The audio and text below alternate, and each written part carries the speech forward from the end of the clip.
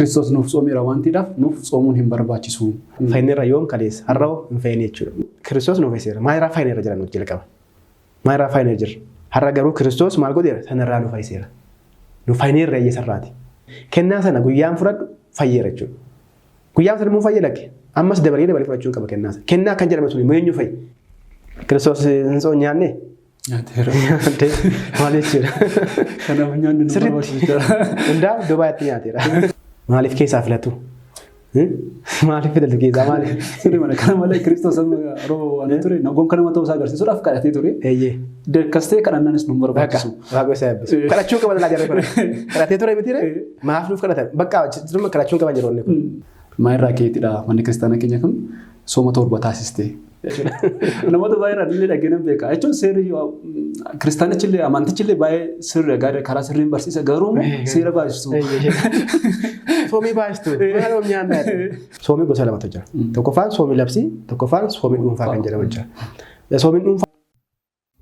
Yesus Kristos waaqayyo baay'eetti tawaayidoon wangeelaa. Maqaa Abbaa kan Ilmaa kan Hafuura Qulqulluu Waaqayyo tokkoon ameen. Ameen. Hordoftootaa fi kabajamtoota Sotoriyaa miidiyaa bakka garaagaraa ta'uudhaan qophii sagantaa dhiibbaa keenya hordofaa kan jirtan hundumtuu nagaa Waaqayyoodhaan akkam jirtu akka biyyoo nageessan. Galanni Waaqayyoof haa ta'u ameen. Egaa akkuma beekamu yeroo darbe kutaa tokkoffaa waa'ee soomaa irratti isiniif dhiyeessinee turre. Isa kana har'as kutaa lammaffaasaa dhiyeeffannee yookaan qabannee dhufnee jirra. Kan wajjin jirru barsiisaa keenya barsiisaa Daaqoon Daani'eel Maammoo wajjin kan jirru. Egaati kutaa lammaffaa keenya keessatti immoo dhimmoota ijoo muraasa kan nuti wajjin ilaallu ta'a.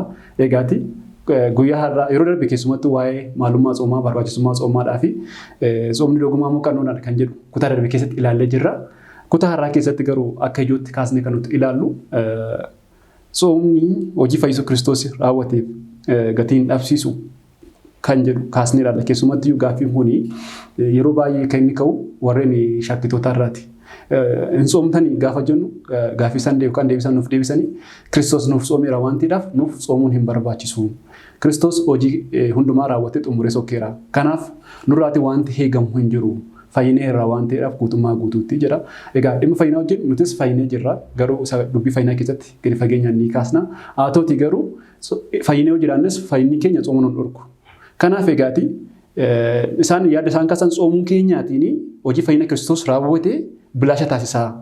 Akkas taanaan Kiristoos maa hojii dhufee maa hojii dhalatee maaf nuuf tsoomere jiru. Kanaaf soomni hojii fayyisuu Kiristoos wajjin ittiin bu'aa kan jedhu asumarraan kaasnee ilaalame. Baay'ee guddaa galatoomaa barsiisaa Guutamaa. Gaaffii gaarii kaastanii waa'een fayyisuu fayyuu kun xiqqoo ishee namoota baay'eedhaaf gaaffiidha.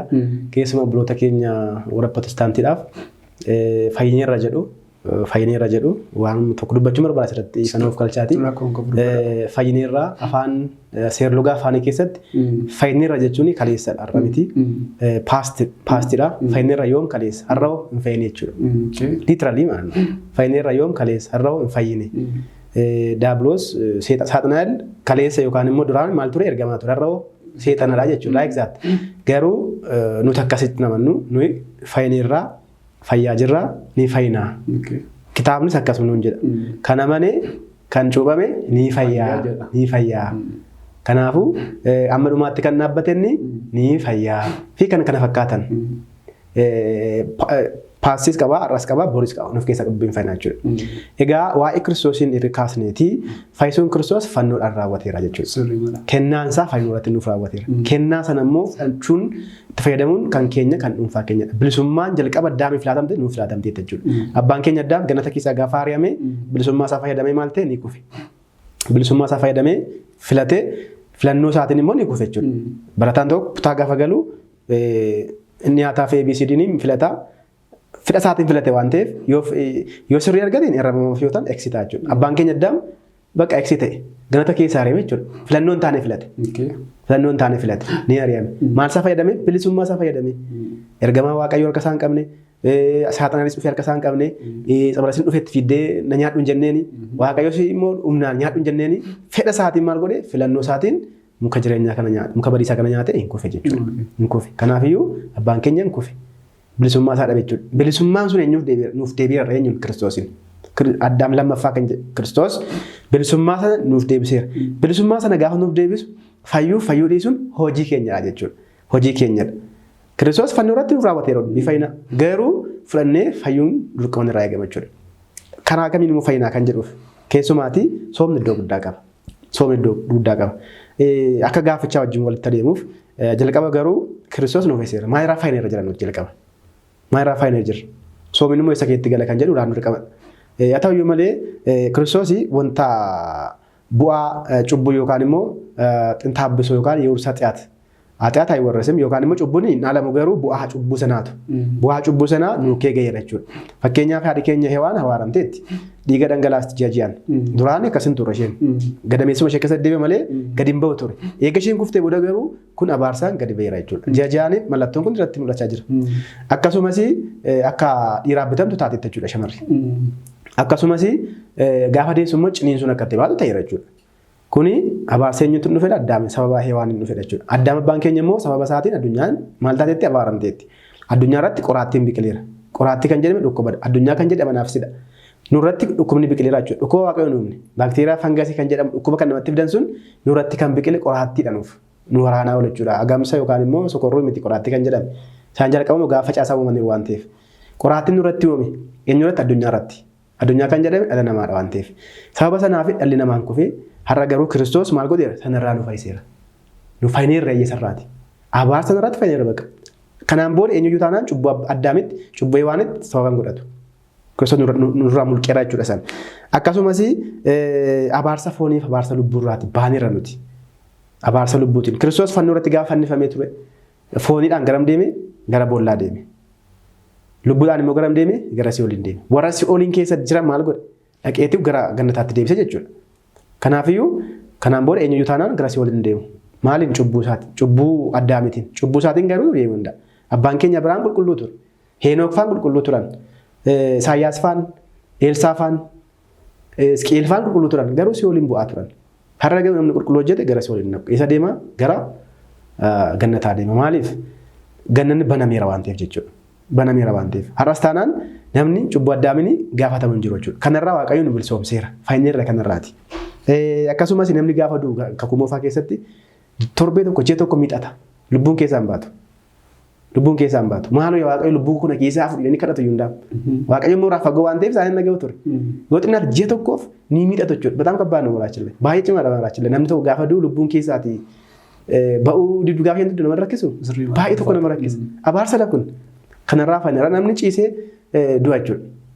Daqiiqaa muraasatti. Hundaa warri kaan immoo Kiristoos warra jaallatu immoo dhufee lubbuu isaanii ergamootaan marsee fudhata. Fakkeenyaaf lubbuu durboo Maariyaam ergamootaan wajjin dhufee too kabajee fudhatee ol ba'e. Du'i kakuu moofaa keessatti, kakuu haaraa keessatti boqonnaa ture jechuudha. Boqonnaadha. Kanaafuu sanarraa fayyineera nuti. Garuu amma fayyineerra gaafa jennu warra kana of keessatti qabataa jechuu barbaanneera. Kiristoos kennaa nuuf kenneera. Kennaa nuuf kenneera. Kennaa sanatti immoo fayyadamnee aniifisin hin fayyina jechuudha. Yoom amma yoom boris. Proosesii idataawudha jechuudha. Maal fayyadamne kennaa sana? Kennaa sana yoom akka fudhannu hin beeknu nuti. Fakkeenyaaf har'aan musliima ta'e yookaan immoo paagaana yoo ta'e yookaan immoo waaqeffataa yoo ta'e har'aadhaan waaqeffataadhaa fayyadachuu hin danda'u. Garuu kennaan sun jira. Yoomiyyuu jira kennaan sun. Kennaa sana guyyaan fudhadhu fayyeera jechuudha. Guyyaan sana immoo fayyadakke. Ammas dabalee fudhachuu qaba kennaa sana. Kennaa kan jedhame sun immoo eenyu fayyi? Tokkoffaan wangeeladha. Wangeelli kennaa keenyadha. Wangeela Yohaannis boqonnaa 1:17 gaafa dubbistan kennaa tokkoffaan Museen nu laatamte, kennaa lammaffaan immoo eenyuun laatamte? Yesuusin nu laatamte hin jedhu. Kennaa kan jedhame wangeela. Wangeelli maal nuun jetti? Kennaa adda addaa nuuf laatte jechuudha. Achi keessa kennaa adda addaa jira. Kiristoos mataan isaa kennaadha. Kennaa keenyadha. Akkamitti of nuuf kenne? Fooniif dhiiga isaa nuuf kenne. Fooniif dhiiga isaa kennaa keenyadha jechuudha. Wangeela Yohaannis boqonnaa 6:54 gaafa dubbistanii namni foon koo nyaate, namni dhiiga koo dhuge jireenya bara baraa argataa jechuudha. Kennaadha jechuudha. Hundaam kennaa jedhamu miti. Qurbaan jechuun kennaa jechuudha. Maqaan isaa jechuudha. Karaa biraan immoo cuuphaan kennaadha. Kennaadha. Jariin kana immoo gaafa raawwannu sooma malee hin raawwannu. Baffisu. As keessa waan hangaleef akka hubattan hin barbaadu. Namni gaafa soomaa dubbannu iccitiin sooma malee raawwatu hin jiru bakka addunyaa irra jiraachilla. Sirriitti hubachuu qabdu obboloota koo. Kennaa Kiristoosiin sooma malee fudhachuun hin danda'amu. Fakkeenyaaf Kiristoos cuuphamee isa booda gara gadaama Qorontoos deeme. Osoo hin lallabiin dura laa. Lallabaan tokko osoo madirakiitti bahee lallabiin. osoo garaa gara sibkaatti deemin lallabiin jalqaba soomuu qabu. Sooma duuka bu'ootaa jedhama laa soomni kun. Duuka bu'ootni gooftaa wangeela Maatewos boqonnaa 28 lakkoofsa 9 gubbaarratti akkuma itti himamee akkas jedhee barraa'ee jira. Deemaa addunyaa hundumaa deemaa maqaa abbaa maqaa ilmaa maqaa qulqulluutiin namoota cuubaa barattoota tokko taasisaa wantan isin itti hundumaayyuu itti himaa gorsaa ani amma bara dhumaatti isin wajjin jiraa jedheen. Har'as abboota keenya wajjin jiraa jechuudha. Kanaafuu abboonni immoo maal godhan yeroo kana jalqaba osoo kana sannaqiin hin soomani laa hin soomani mana isaanii cufatan hin soomani isa booda ixaa walii buusanii isa booda isa deemanii garaa gara sibkatti deeman sooma laa lallabuudhaaf Kiristoosin barsiisa isa raabatan Kiristoos raabatan bara hin cubamanii barattoonni gooftaan hin cubaman maaliin hafuura qulqulluudhaan yoom guyyaa 50 irratti isa booda ni sooman isa booda ixaa buufatan isa booda gara addunyaa deemanii barsiisan Kiristoos hin cubame eessatti laga Yordaanosi isa booda oolee osoo hin biliin guyyaa sana gadaama Qorontoos dhufe achi akka ba'e isaa dhufe gara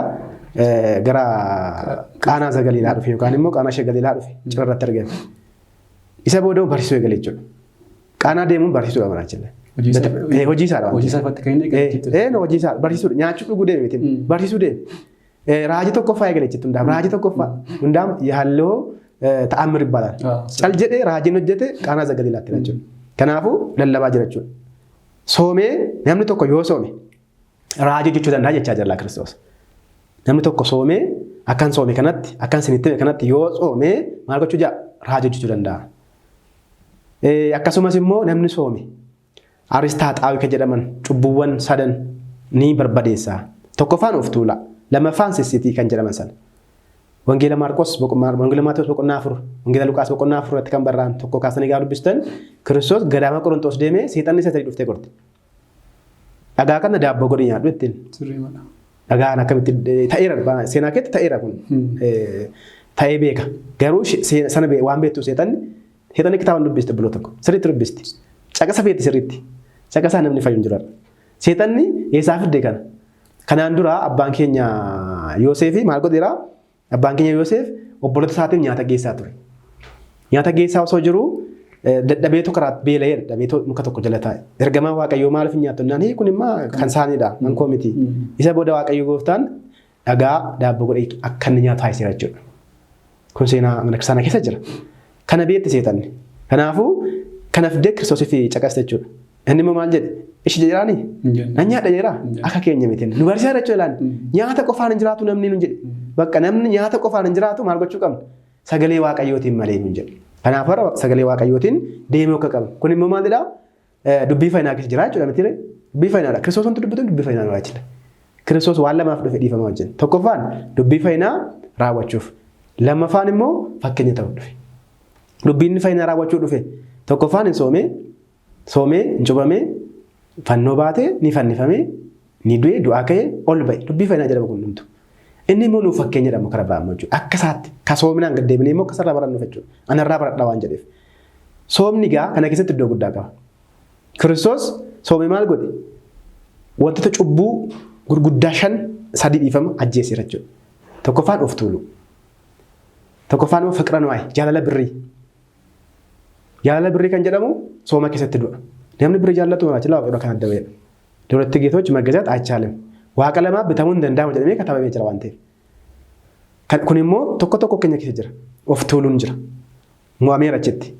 Sissit kan jedhamu yookaan immoo maal jedhamanni sissittiin kun hawwuu yookaan immoo wanta kan keen taane tokko barbaadu yookaan immoo atoo harkaa qabdu kun nan ga'u jechuudha.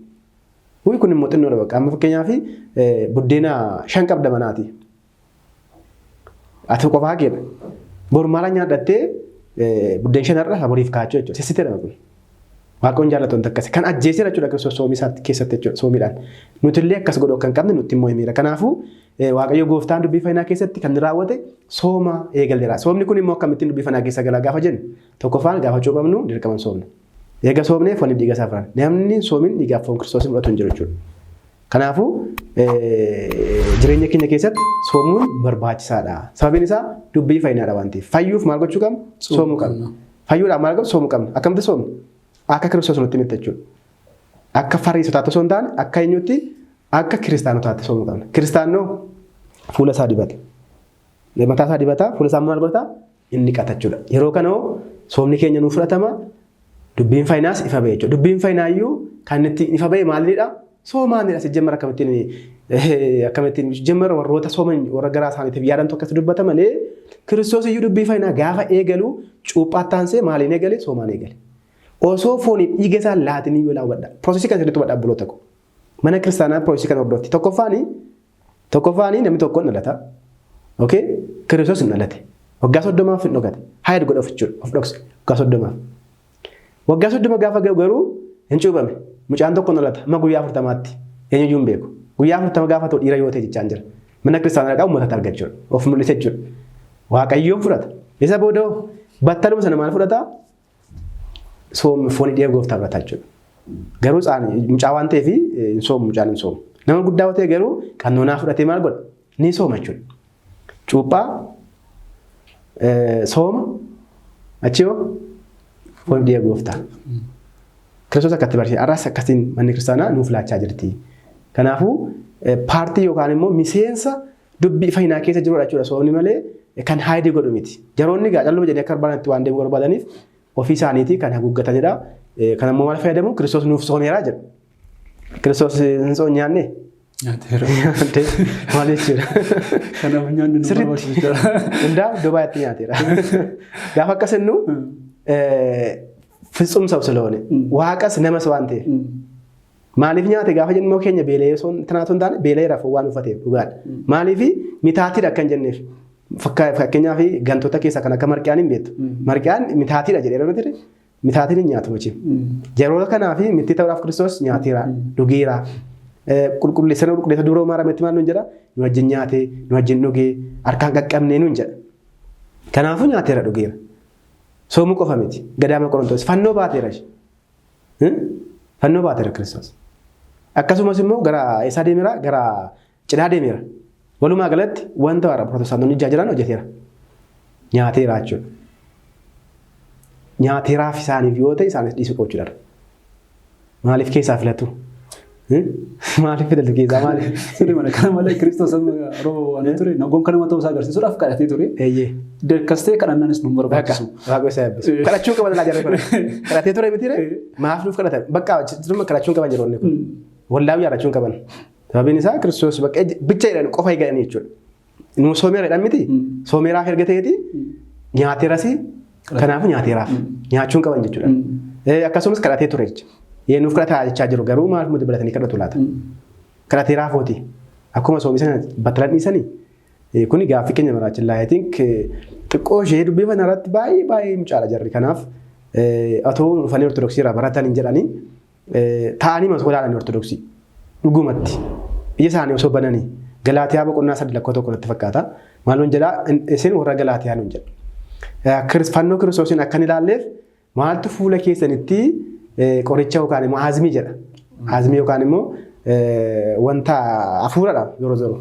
Isinitti godhee maalidhaa jedha. Annaa namoonni baay'een dubbii ijoo haayid godhu. Dubbiin ijoon soomadha. Dubbii ijoodha kun. Tun soomin akkamittiin? Baazoo dhimma kanarratti wanta dabaluu barbaadu. Gooftaan keenya Fayyisaan keenya Yesuus Kiristoos gaafa dukkaboota biraa deemu dukkaboonni hafuura hamaa gaasaan baasuu dadhabanii jecha ijoon isaadhaan dubbate maalidha? Kana kan taasistan maalidhaan jedha. Soomaa fi kadhannaadhaan jedhamatti fakkaata. Akkas jedha caqas sanarratti. Namoonni kun yaada kana kan isaan baqataniif normaalii gaafa hafuurri hamaa jireenya kee irra bulu gaafa hafuurri qulqulluu sirraa baqatu normaalii akka gara Kiristootti hin dhiyaanne si dhorka. Soomuun immoo hafuurota kana dhabamsiisuudha kan barbaachisu. Hafuuruma kanatu isaan dhoskee jira akka isaan gara Kiristootti hin dhiyaanneef sooma isaanii dhorkee jira natti fakkaata. Kanarratti immoo bartoota Yohaannis Cuuphaa natti fakkaata kaasanii turanii gooftaa keenya Yesuus Kiristoosidha. Nu hin soomna bartoonni kee maaf hin soomanii jedhanii kaasanii turan isaanis yaada kana kan isaan kan fakkaatu jechaadha. Haa ta'utti garuu Kiristoos maal jedhe ani isaaniif soomeera. Kanaafuu isaan hin soomanii hin jenne. Garuu maal jedhe gaafa musirrichi biraa sokkuu hin soomu jedheen. Gaafa musirrichi biraa sokkuu hin soomuu jedha. Kanaaf macaafuma qulqulluu keessatti sirriitti soomna akka barbaachisu. Dhiifama asirratti dubbii gaarii kaastee yaa'utan barumni kun barumsa sooma wajjin wal qabatu waan ta'eef misirroo fi mishuraa. Kiristoos misirroodha. Mishuraan immoo yaa beektu mana kiristaanaa fi kiristoosiin wajjin yookaan immoo amantootaa fi kiristoosiin wajjin bukkee qabaa jira. Miinjee kan jedhame immoo Yohaannis miinjee. Gaafa misirroon bukkeedhaa deemu garuu hin soomuu jedhedha. Misirroon kiristoos gaafa inni bukkeedhaa sokkachuun maal jechuudha? Gaafa inni du'u jechuudha. Du'ee gaafa ol ba'u hin soomu. Nuyi isa soomaa jirra. Amma isaan iyyuu ganaa yeroo Yohaannis jiru jiraachaa jiru jechuudha. Akkasii yaadaa jiru. Misirroon amma jiru bukkee fooniin bukkee hin jiru miti. Kiristoos har'a afuuraan jiran bukkee. Yeroo sirna qulqulleessaa immoo qaamaan bukkee jira fooniif dhiiga isaa waan fudhannuuf jechuudha. Kana achitti garuu immoo yeroo hundumaan bukkee jira. Akkuma isa dubbannee amma bara dhumaattis wajjin jira waan jedheef. Misirroo kan ta'e Kiristoos yeroo hundumaa akka soomnu nutti himira jechuudha. Afurri amaanis soomaan akka bu'u nutti himira jechuudha. Yoo si jammara afurri amaan immoo gaa sooma jaallatti. Sooma jaallatu waan ta'eef. Hundaan Phaawulos hojii walitti kaakkan guyyaa tokko nam Phaawulos fakkaataa jira kan afurri amaa baasu. I think hojii duukaa bootaa irratti barraa'ee jira kun. Deemanii naani maqaa Yesuus hin bahi jennaanitu Yesuus akkam jedhanii seexan namoonni sun jechuudha. Qoosanii galagalee. Yesuus akkam jennaani Yesuusinis beennaa Phaawulos beennaa ati garuu eessa. Jaroonni kun maqaa Yesuusii waamaa jiru Yesuusin hin beekani. Seexanichi garuu isaan caalaa beekala. Isaan caalaa beeka seexanichi. Asirratti hubachuu kan qabnu namoonni baay'een calluma jennee osoo dubbachuu baanne. Biyaansi kitaabni qulqulluun maal jedhaa? Sirriitti kitaaba qulqulluu yoo dubbisne. Dhibbaa dhibbatti bakka ortodoksii mormuu yoo ta'e rakkoo hin qabu. Seexaniyyuu nu jira rakkoo hin qabu. Seexanni mormituu hin jirte waan ta'eef haala kanaan hubachuu qabna. Galatooma yaadota ifaaf babbareedoo ta'an akkasiin of kaastan gaffeettonni keenyas waantota bareedoo akka isaan raawwataa jiran abdiin qaba. Egaa asumaan wal qabatee immoo yaadni ani kaasuu barbaadu akka mana kiristaanaa keenyaatti qannoona mana kiristaanaa keenyaadhaani soomni mana kiristaanaa sadarkaa labsiidhaan sooma 7 qabdi. Kun maaliif ta'e maalirraa ka'eetidha manni kiristaanaa keenya kun sooma 7 taasiste. Egaa sooma labsii yookaan kiristaanni tokko egaa dogmaadha jenneerra kiristaanni tokko sooma dirqama soomuu qaba. Akkuma jalqaba irratti kaasne immoo akkaataa namoonni itti sooman immoo qannoodhaan sirrataa jennee keenyadha jalqaba irratti ilaallee soomni qannoodhaan dogmaa akka jedhu keessatti jechaadha. Kanaaf egaati manni kiristaanaa keenya maaliidhaaf kan isheen 7 taasiste keessumatti immoo sadarkaa labsiidhaan taasisuu ishee wajjin wal qabsiisee egaa namoonni hedduun gaaffii ni kaasu. I think isa kana gidduutti isin ishee yaadachiisuu nan danda'a. Wangeela Maatiyos boqonnaa 6:17 kana fudhachuudhaan gooftaan keenya fayyisaan keenya Yesuus Kiristoos yeroo soomtanii namni kamiyyuu akkasii irratti hin barre jecha tokko dubbatee ture. Isa kanaaf immoo fuula keenya dibachuu akka nuti qabnu fuulli keenya yeroo hundaa ifaa ta'uu akka inni qabu nuuf kaasa. Achirratti dubbatee jira gooftaan keenya fayyisaan keenya Yesuus Kiristoos. Isaan garuu isa kana garamitti naannessu gara sooma labsiitti naannessu. Labsiidhaan namni hunduu labsamee maaliif soomuun barbaachise? Soomni dhuunfaadhaan ta'uu qaba. Saatii barbaadetti ala barbaadeen namni dhuunfaa ofiif mijeessee soomuu qaba malee labsiin ta'uu qabu kan jedhanis ni jiru waan ta'eef jalqaba irratti maaliif 7 ta'e kan jedhu nu kaasuu dhiyeessee labsiidhaan maaf barbaachise kan jedhu irratti. Waaqayyo isin eebbisu barsiisaa irra deebiidhaan gaaffii sirnaan namoonni raawwatuu qabanidha kan kaasaa jirtanii. Akkuma beeknu lakkoofsi kitaaba qulqulluutti hiika mataa isaa qaba. Waan achilaa waa'ee lakkoofsaa waa ta'e jechuun barbaada. Lakkoofsa 7? Waa'ee tokko 7 keessatti lakkoofsa tokko mayyuu. Fakkeenyaaf amma tokko yaa'u barumsa addunyaa kanallee yaa'u afaaniin dhaloota qubee waan ta'aniifidha. Dhiifama naa godhaa. Namoonni baay'een dhaloota qubee ta'anii garuu qubee hin beekani. Asuma naaf kalchaa jechaachuu. Akkuma sila jedhee fayyeeraa kan jedhu irratti kan adda baasanii beekuu qabu turan. Waa'ee dubbii sillaasee keessatti lakkoofsa kana hiikaa adda baasuun illee guddaadha. Fakkeenyaaf tokko kan jedhamu jira. Tokko jechuun maadhama fakkeenyaaf walguma gaafachaa deemne. Tokko jechuun lakkoofsuma 1 2 3 jennudha. Tokkitti jechuun amma siniif maal jedhame? Tokkitti gaafa jennu. Kan ittiin dabalame qofaa akka jiru. Tokkitti nu bakka. Amantii xinqatu yookaan immoo amantii tokkitti gooftaa tokko bakka jiru bakka jechuudha.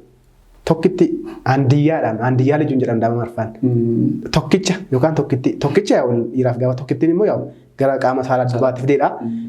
Tokkummaan immoo jira. Tokkummaa gaafa jennu baay'eedha sikee. Tokko miti laas irratti. Baay'eedha garuu tokkummaa uummata Oromoo gaafa jennu uummatadha baay'eedha garuu tokkummaa baay'eedha. Tokkitiif tokko bafeessuu walitti dhufan jechuudha. Tokkoffaa kan jedhu immoo jira. Sadarkaa ibsa kun jechoota kana hiikaa mataa isaa hin qabu jechuudha. 3 lakkoofsa sadummaan akkuma kana jechuudha. 3 ta'anii garuu tokkummaa of keessaa qabu jechuudha. Haala kanaanii lakkoofsi tokkoon isaanii hiikaa qabu. Iccitii immoo qabu tokko ta'uun sadii ta'uun, afur ta'uun, shan ta'uun, tokko ta'uun waaqayyoof qofa kennama, lama ta'uun wangeelota yookaan immoo kakuu moofaaf haaraa jenna, sadii gaafa ta'u sillaasee jenna, afur gaafa ta'u wangeelaffan jenna, shan gaafa ta'u iccitii mana amantaa shanan jenna, ja'a gaafa ta'u ja'an wangeela seera wangeela jenna, torba gaafa ta'u tiiwwan torban jenna, guyyaa torban jenna, samiiwwan torban jenna. Baay'ee jenna. Abboota torban waan baay'ee jenna. Kudhan gaafa jennu jira. Kudhan guutuu fakkeenyaaf dubartittiin illee warqii kudhan keessaa tokko jalaa bada yaadattu. Dubartoota kurnan yaadattu wangeela Maatewos boqonnaa 25. Dubartittiin immoo wangeela Luqaas boqonnaa 5 irra jirtu san kudhan jedha. Yeroonni kun hiikaa qabu jechuudha. 40 illee maaf Kiristoos 40 soome fakkeenyaaf. Yaa soome ijji waan itti dhufu. 40 maali? Wantoonni kun guutuu waan ta'an hiikaa qabu barnoota yookaan immoo seera lugaa aadaa biyya Israa'elitti jechuudha. Innaa erga kana hubanneeti maaliif soomiin kun torba ta'e? Maaliif ta'e? Maaliif 8 hin taane? Maaliif 6 hin taane? Maali Ortodoksiin maaf baay'isti garuu akkas? Namni jiran jira. Maali yoom nyaanna yoo guddee kan jiran jiru tokko. Baraachilla namoonni baay'een jechuudha. Nyaatuma baqatanii kan baay'eetu hin yaadan Ortodoksii. Nyaatuma. Namoonni baay'een sirrii. Kaakuleetii gaafa gootu jechuudha. Inkaaso. Yeroo xinnootu jira kan nyaatamu jechuudha. Namoota baay'een adillee dhageenan beeka. Jechuun seerri kiristaanichillee amantichillee baay'ee sirri karaa sirriin barsiisa garuu seera baay'istu. Soomii baay'istu. Maal nyaanna? Umuriin nuti addunyaa kana jiraannu xinnoodha. Isheen immoo soomaan dabarti. Soomaan dabarti. Yaa እንግዲህ kun hubannoo dhabuudha. Maalun jedhu abboonni namni wanta gurguddaa torba irraa uumame nuun jedhu. Namni wanta gurguddaa torba irraa uumame kun sirriitti hubadhaa. Namni wanta gurguddaa torba irraa uumame kun guyyaatti si'a torba kadhata, waggaatti si'a torba tsooma. Wanta gurguddaa torba kan jennu sana isaa deemnu namni irraa uumame sana. Isaanii nama ta'e wanta gurguddaa torba gaafa jennu fedha foonii arfan kan jedhama jiru, fedha lubbuu sadii kan jedhama jiru. Namni nama jechuun afaan Ibruutiin torba jechuudha. Hiikkaamsaa torba jechuudha. Torba jechuun immoo hiikkaamsaa guutuu jechuudha. Wanta hir'uu hin qabne jechuudha. Nama jechuun guutuudha.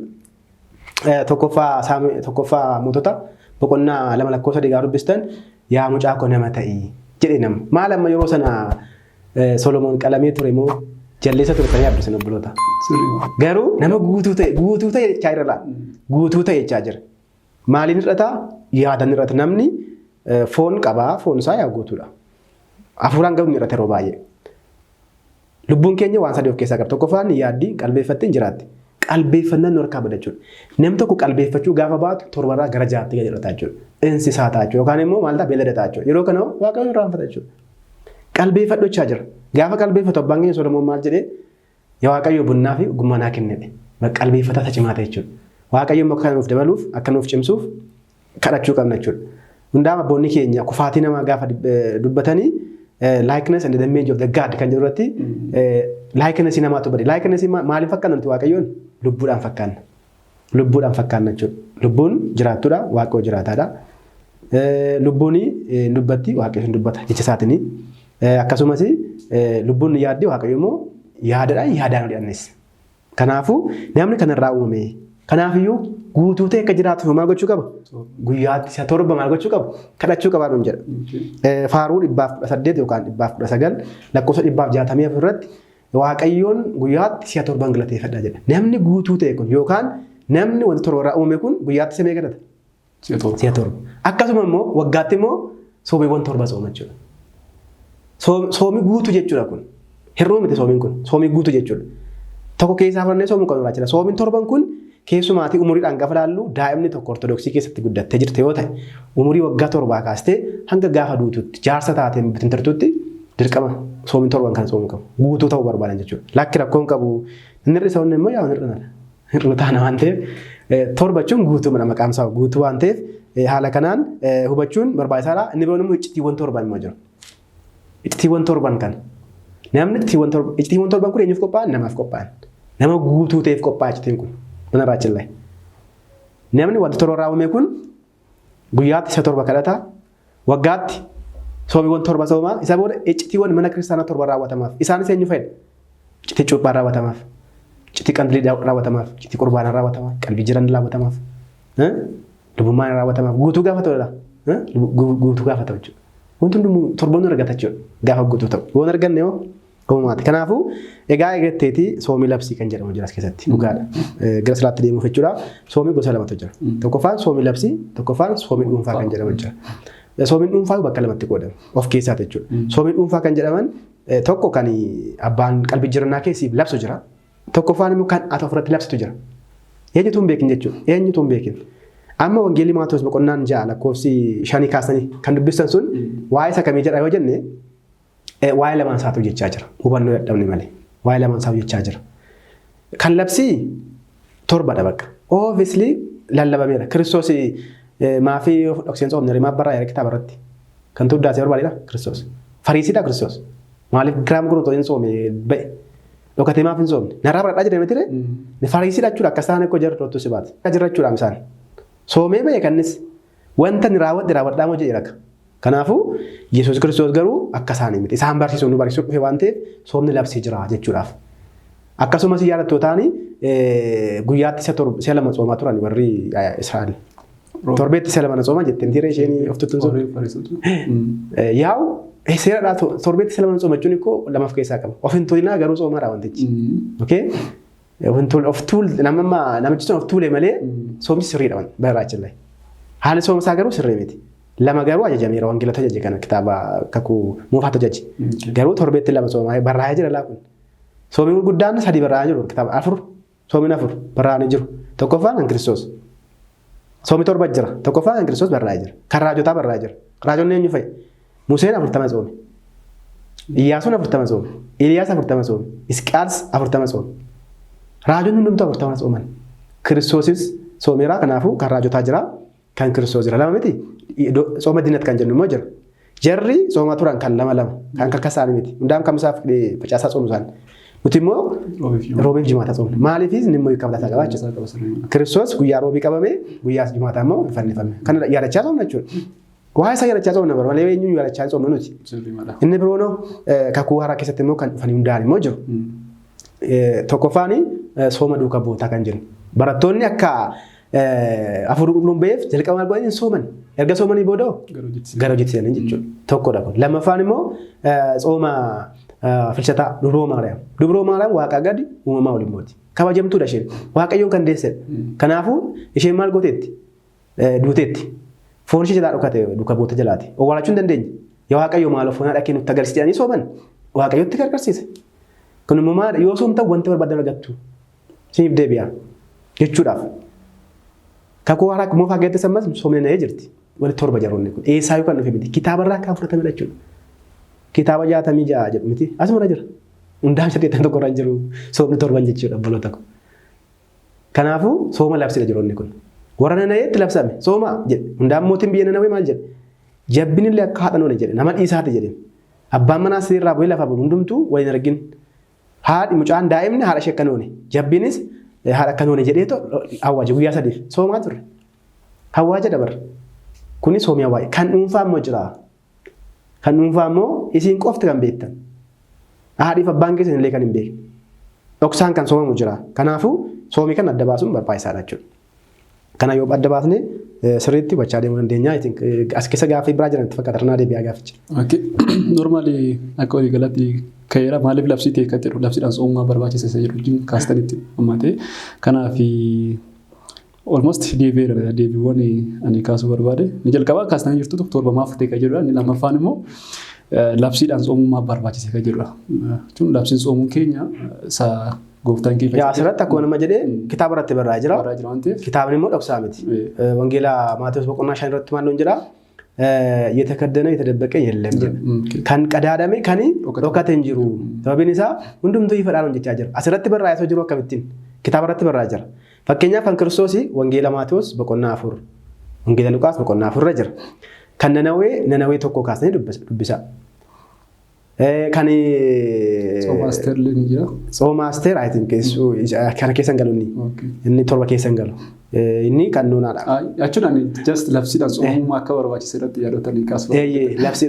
Labsiidhaan. Fakkeenyaaf jechuun amma yaadota isaan kaasan yeroo baay'ee keessaati maaf labsiidhaan soomtanii kan jedhu kana jiru qabsiiseetu waan ta'eef asumaan akka hubatanii darbanii fi soomonni labsiidhaan sooman mana kiristaanaa keessa turaniiru keessumattiyyuu warreen naannoo gahaa sooman sooma labsiidhaan gatan sooman uummanni Aster soomni aster kan waggaa soomanii innis dabsiimaanii namoonni ifattidha kan soomonni kuni. Kanaan ala garuu Raajii Zakkaariyaas soomanni guyyaa qabaachuu isaanii keessumattuu sooma tokkoffaa sooma lammaffaa sooma sadeeffaa jedhee soomanni yeroo akka isaan qaban kan inni kaasu.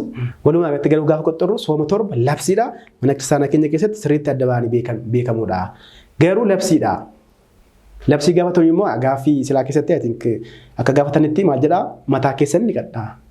Maannoo dibadhaa fuula keessan immoo dibadhaa kan jedhu jira. Akka warraa of tutaatiin soominaa jedhaa. Kanaafiyyuu bakka isin calluu jetti ortodoksii kuni calluu ta'in soomachaa ooltu yuun jedhu. Kijjamar inni kuni sooma waajibaa. Eenyuyyuu beeka. Akka ortodoksiin soomaa jiru beeka warra eenyuyyuu. Musliimni beeka, musliimni soomaa jira fakkeenyaaf. Ortodoksiinis beeka. Kan nama ajaa'ibu garuu dhiifamaa jira jechuudha. Akkasuma jira gaafa hiikaa isaan tun dursa nyaata jechuudha. Gaafa hiikaa. Maaf dhoomtochaa immoo gaafa maaf nyaata isaan garuu dhiifamaa godhaa malee. Kanaaf maal taa'u mallee xinnoo ishee nu kabajan. Amma gaafa hiikaa akka ta'e hin beekan jiroonni kun. Hiikaan gaafa akkam akka ta'e jechuudha. Loojikalee jechuudha. Yaa'u. Normaal dhimmoota kana guyyaa biraa dhibbifaadhaan kaasnee ilaalla. Gaaddidduma keenyaan dhufaniitu. Sooma hiikuu gaaddidduu keenyaan dhaloota gooftaa kabaju gaaddidduu keenyaan maal godhu tinsaa'ee kabaju gaaddidduu keenyaan cuuphaa bakka gaaddidduu yoom qaama ta'u isaan. Qaama akka ta'aniin kadhannaafi waanuma feefiyyuu Yesuus Kiristoosii wanta ni jechaa jiru asirratti ofii agarsiisinaa jira. Fariisotaan dubbachaa jira. Akkuma beektanii gartuun Ayihudotaa 8dha. Isaan keessaa tokko Fariisidha. Lammaffaan Saduuqi. Warri kaan barreessitoota jiraati. Isaan kana keessa warri Fariisotaa jechuudha. Baay'ee tokkoof tolu bakka mul'achuu barbaadu. Uffannaa isaatiin mul'achuu barbaadu. Aadaa isaaniitiin mul'achuu barbaadu. Wanta hundumaatiin mul'achuu barbaadu jechuudha. Bakka seerri bakka xabaqaa seeraadha. Fakkeenyaaf yaadattootaataan Kiristoosii guyyaa gaafa sanbataa tokko maal godhe? Namicha tokko gaafa yesu siree gaafa baachisu sanbataa maaliif siree baachistaa? Amma kun nama sammuu qabdaa kan akkas jedhu. Namni tokko namni dhukkubsataan tokko gaafa siree irraa ka'u maaliif gammadama malee kamitti arama? Kiristoosiin kan isaa turan jechuudha. Sababiin isaa qabsaa'ota jilbataaf jirre. Jilbataaf qabsaa'u turan. Malee ofiisaan immoo kabajan bara sanbata. Sanbata ijaa ololaa jirre. Garuu sanbata tasan beekan afaan ishee beeku. Jara kanaan jechaa jira Kiristoos.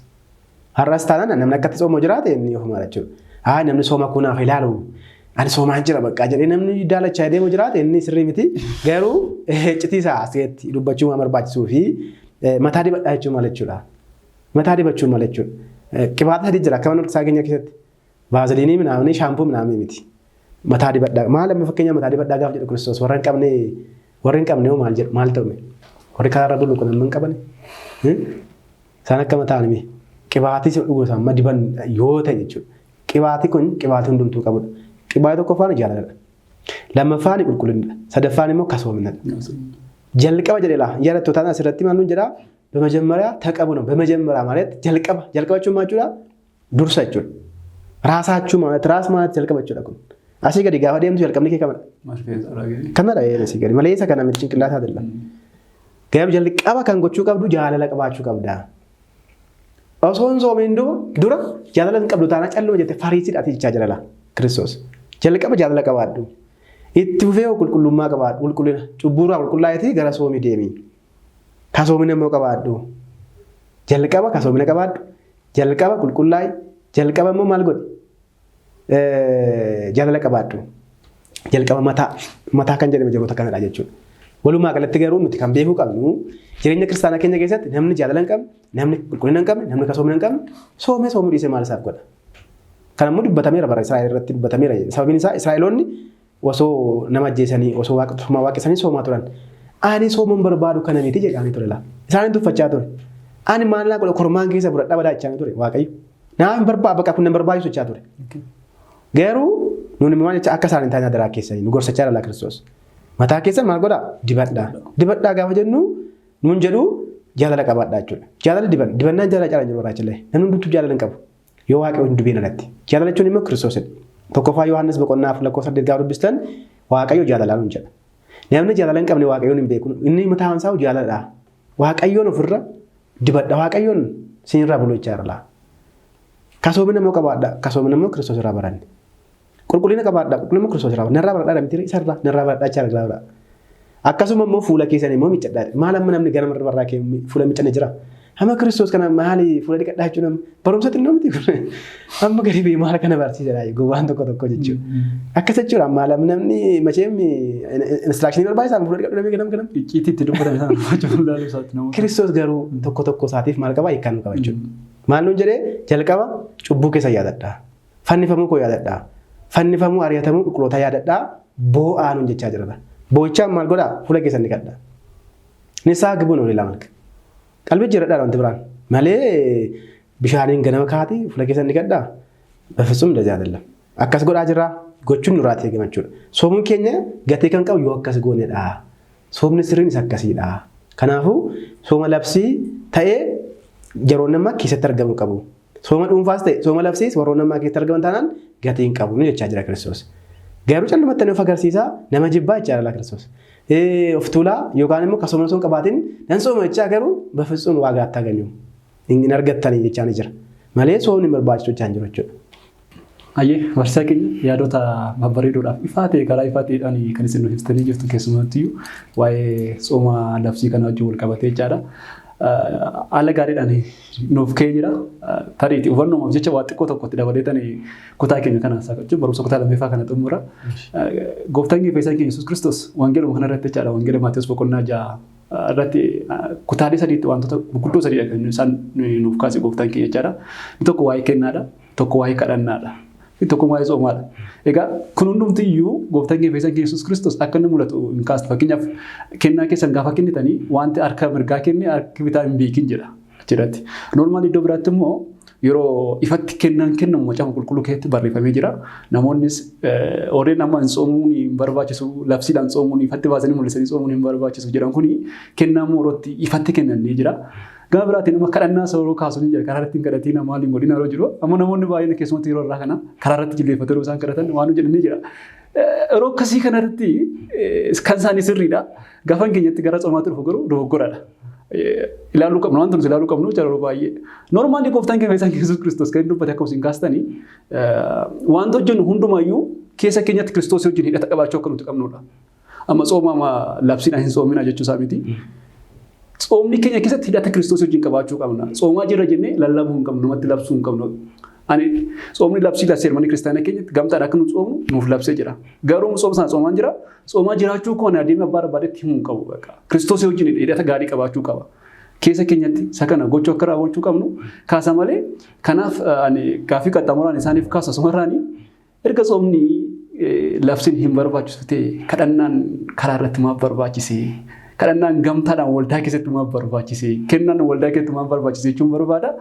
Walumaa galatti kutaa kana yoo kan hojjennee dabarree gaarii jechuun barbaada. Barsiisaa keenya guddaa galatuma bifa gaarii ifaa ta'een nuuf ibsitanii jirtu. Dhaggeeffattoonni keenyas barumsa guddaa akkasiin argachaa jirtan abdiin qaba. Egaa kutaa lammaffaa barumsa keenya waa'ee soomaa irratti qopheessine kana fakkaataa gaaffii yaada yoo qabaattan saanduqa yaadaa jalatti nuuf kaa'uu dandeessu. Kanaaf egaati waan nu dhaggeeffattan waan nu wajjin taataniif ammallee kabajnii fi ulfinni keenya guddaadha. Sagaleen kun immoo kan barumsi kun immoo namoota hundumaa bira akka inni gahuudhaaf isinis immoo gahee keessan qabaattan yaada kennuudhaan koomentii sheer gochuudhaan akka nu wajjin taatan abdiin qaba. Torbee dhufu dhimmoota biraa gaaffiiwwan biraa waa'ee soomaa wajjin wal qabate qabannee dhiyaannaa hanga sanaatti nagaan nu tura.